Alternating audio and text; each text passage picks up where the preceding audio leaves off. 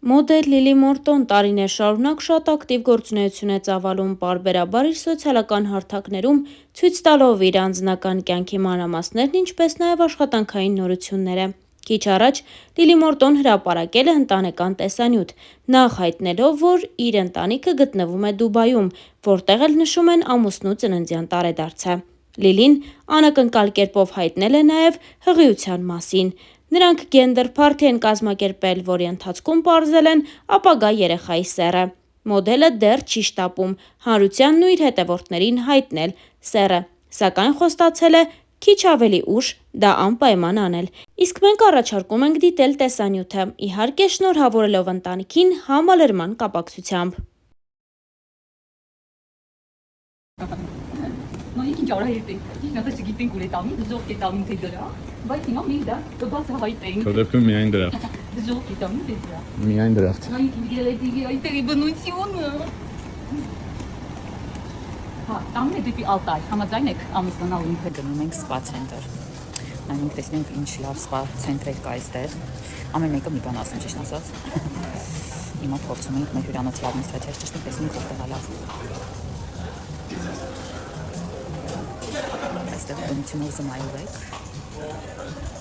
Այսպիսի տեսք ունի Բալին, ճանապարհները։ Միջայլոց ասեմ, որ դե օքեյ ոչ են եղել, ես առաջին անգամ օրինակ լինում։ Իրանց ճանապարհների երթևեկությունը հակառակ կողմի վրա է։ Ձախակողմյան է։ Ինչպես հասկացաք, բայչերով են գրեթե բոլորը։ Տաքսիներն են ոնց որ բայչերը հիմնականում, որ անկեղծ ասեմ, երբեք այսպիսի տեղ 10 օրից առաջ չեմ կարողանա ապրել։ Մարդիկ գալիս են տարիներով այստեղ ապրում են։ You want some? Yes. Thank you. Enjoy.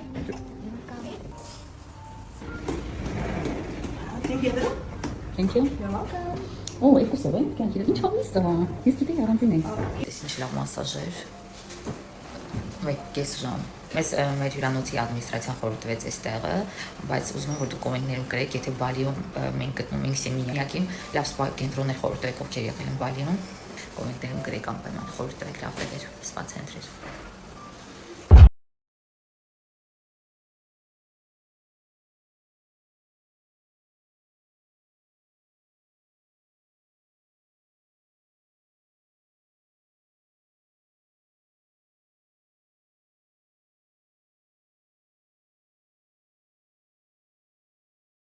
Ենք մի հատ նայեք Ռիման պապայի համար ինչ սեղանադրել իր ծննդյան օրվա արդիվ, սենց Բակարդի тоже там. Happy birthday, тортик, чай, все приготовила Римочка. Рима, молодец. Папа, с днем рождения, мы тебя все очень любим. Да. Ты у нас самый лучший. Да. С днем рождения тебя, с днем рождения тебя, с днем рождения, dear father, с днем рождения, папа мой. Ура! Так, загадывай. Загадывай. Все было хорошо, я не настроил. Сейчас я стал как огурчик, да? Ура! Молодец, Римка, ура! Спасибо, моя зайка. Ура! Вот уже второй сегодня утро. Вот. Так, Happy birthday, happy birthday. еще третий есть. Пап, а что ты не почитал, что я там написала? А что там написано? Любимому папе никогда не болей. И не буду. Договорились. Сердечко. Сердечко. Молодец, моя зайка. Все, я сохраню это. Ура! Чтобы никогда не Хорошо. болеть. Хорошо, никогда не болей. Вот именно. Все, давайте чай попьем. Давайте.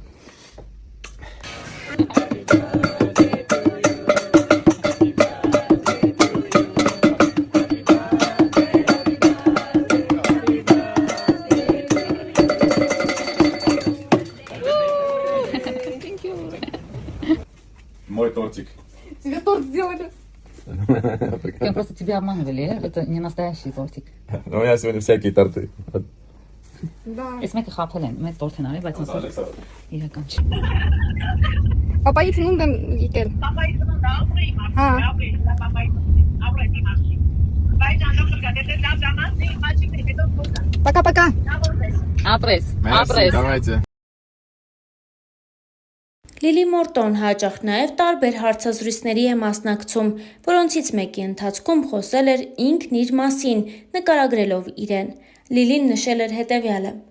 այնքան ծավալուն է այս հարցի պատասխանը։ Բարի եմ, կամեցող, հարմարվող, պոզիտիվ։ Նպատակներ շատ ունեմ։ Իհարկե, մի փոքր մասը հիմա իրականացնելու ճանապարհին եմ։ կայացած մարդ եմ, որովհետև ներքին աշխարհս ինձ հետ համահուն չէ։ Չնայած ինչ ինձ հիշում եմ, միշտ հանգիստ ու ներդաշնակ եմ եղել։ Հիմա այն տարիքում եմ, երբ շատ լավ եմ գիտակցում, թե ով եմ ես։ Լիլի Մորտոն ծանր մանկություն է ունեցել։ Նա պատմել է, որ հայրը զինվորական էր, զոհվել է պատերազմից հետո, պայթելով ականի վրա։ Ըստ Լիլիի, մայրը մնացել էր 5 անչափահաս երեխաների հետ միայնակ։ Գրեթե 2 տարի իրեն քացի գումար չունեին, մայրն ամեն բան վաճառել էր, որպիսի գոյատևեն։ Լիլին չի թաքցնում, որ նման օրերին քույրերի հետ գնացել էր անտառ, ուտելու որևէ բան հայթայթելու։ Ամեն բան նրանց ընտանիքում կարգավորվել էր միայն այն բանից հետո, երբ Լիլիի մայրիկին հաջողվել էր ձևակերպել հոր փաստաթղթերը որպես զոհվածի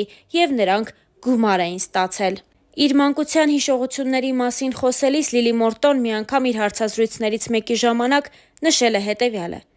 «Շատ լավ հիշողություններ ունեմ, թեև այնպես չէ, որ մանկությունս անհոգ է անցել։ Ամեն ինչ տեսել եմ՝ պատերազմ, հայրիկիս զոհվելը և թե ինչպես է մեր դիմացի շենքը պայթում, որտեղ քույրս գնացել էր հաց գնելու, ու մենք մտածել ենք, որ էլ ողջ չի, բայց բարեբախտաբար խանութը խորքում է եղել։ Լույս չկար ու մայրիկս դաշնամուր էր նվագում, երեխաներով շուրջը պարում էինք, խաղում մոմի լույսի տակ ու դաս անում։ Մայրիկս ու եղբայրս շարունակում են Կապանում ապրել, որքան փորձել ենք իրենց այստեղ պահել, չի ստացվում, մայրս ոչ մի կերպ չի հարմարվում Երևանում։ Ցավոք գալիս է մի պահ, որ ծնողիդ չես կարող բավական ուշադրություն տալ, մանավանդ, երբ քո ընտանիքն ես կազմում։ Վատ բան եմ ասում, բայց իրականությունից փախչել չես կարող։ Մեկ-մեկ մայրիկս զանգում է ասում, որ իրեն մոռացել եմ։ Նկարահանումների օրերին չենք հասցնում նույնիսկ խոսել։ Մեծ քույրս Կապանում է ամուսնացած ու 3 երեխա ունի։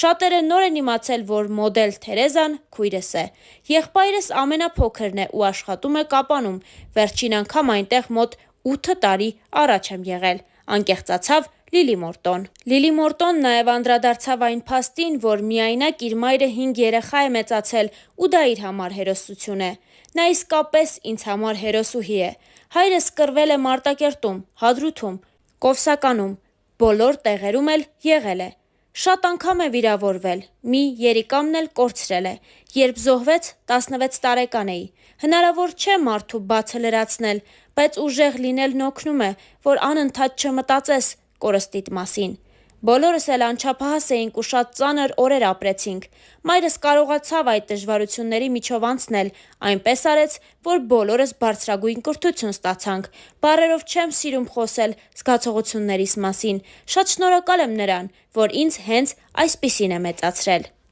Ես հպարտանում եմ սյունեցիներով, որոնք երբեք դավաճան չեն եղել։ Մարդու տեսակ կա, որը օճառը ձեռքին շրջում է։ Սյունեցին այդ բնավորությունը չունի, նա ուղիղ մարդ է և ինչ մտածում է, դա էլ ասում է։ Ես էլ եմ այդպիսին, երբեմն ամուսինս հուշում է, որ պարտադիր չի մտքինս ասեմ, բայց ինչու թաքցնել, ես ճշմարտությունը սիրուն ձևով մատուցում եմ։ Դա ավելի ճիշտ է, քան կեղծավորություն անելով ապրելը։ Հաջորդ հարցը էսպիսինն էր.